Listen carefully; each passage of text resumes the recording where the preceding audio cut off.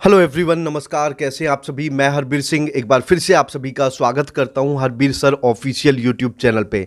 तो जैसा आपने टाइटल और थंबनेल में देखा है उसी के बारे में हम बात करने वाले हैं, तो वीडियो के साथ बने रहिए। और अगर आपने अभी तक अपना ये चैनल सब्सक्राइब नहीं किया है तो सब्सक्राइब जरूर करें, क्योंकि आप लोगों के लिए सिर्फ एक छोटा सा क्लिक है लेकिन हमें बहुत एनर्जी मिलती है और आप लोगों के लिए जो अच्छा काम है वो करने के लिए हम प्रेरित होते हैं।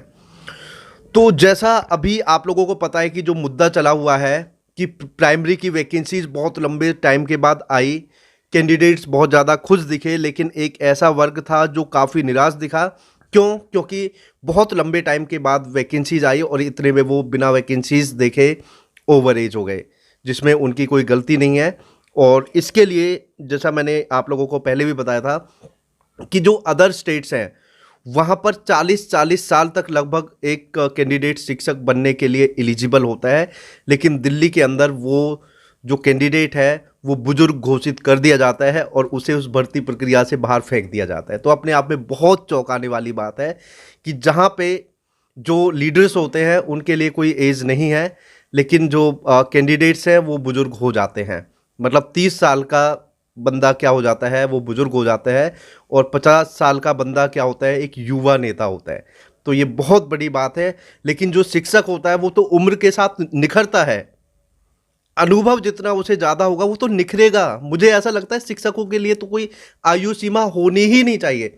आप लोग क्या कहते हैं कमेंट करके ज़रूर बताइए इस बात के बारे में। अगर आपको ये सही लगती है तो कमेंट ज़रूर करें और इस बात को और लोगों तक भी पहुँचाएँ।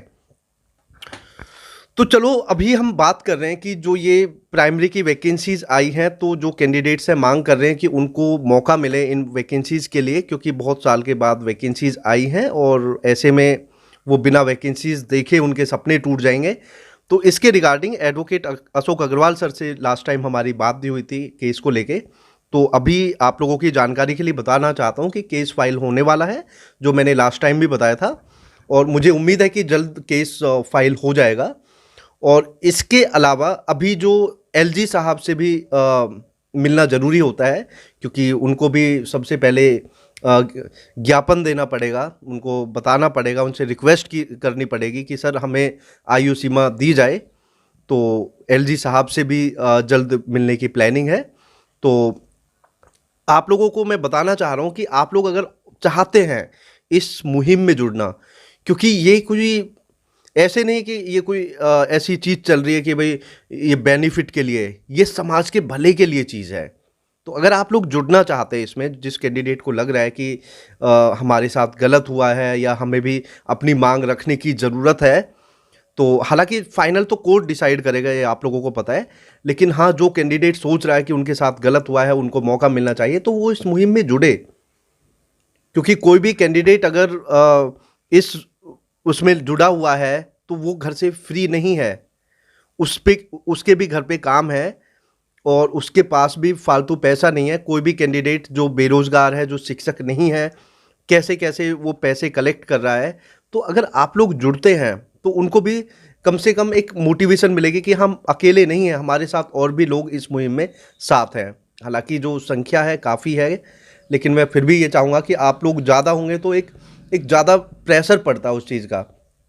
क्योंकि अगर 2 बंदे जा रहे हैं तो कोर्ट भी क्या सोचेगा, यार ये 1-2 बंदे हैं, ठीक है, क्या सोचेंगे भाई 1-2 बंदे हैं और इनको ही गलत लगा इतने सारे लोगों में। लेकिन जब बहुत सारे होंगे तो वहाँ पे उनको भी विचार करना पड़ेगा कि हाँ यार, कुछ तो शायद बहुत ज़्यादा गलत हुआ है। हालांकि ऐसा नहीं है, एक कैंडिडेट के लिए भी चीज़ें बदल दी जाती हैं, लेकिन फिर भी जो संख्या होती है उसका फ़र्क अलग ही होता है। तो अभी जो जानकारी यही है, और आप लोगों के माइंड में अगर और भी कोई क्वेश्चन है तो कमेंट करके ज़रूर बता सकते हैं, और चैनल को सब्सक्राइब कर लेंगे तो बहुत अच्छा होगा आप लोगों के लिए भी और हमारे लिए भी।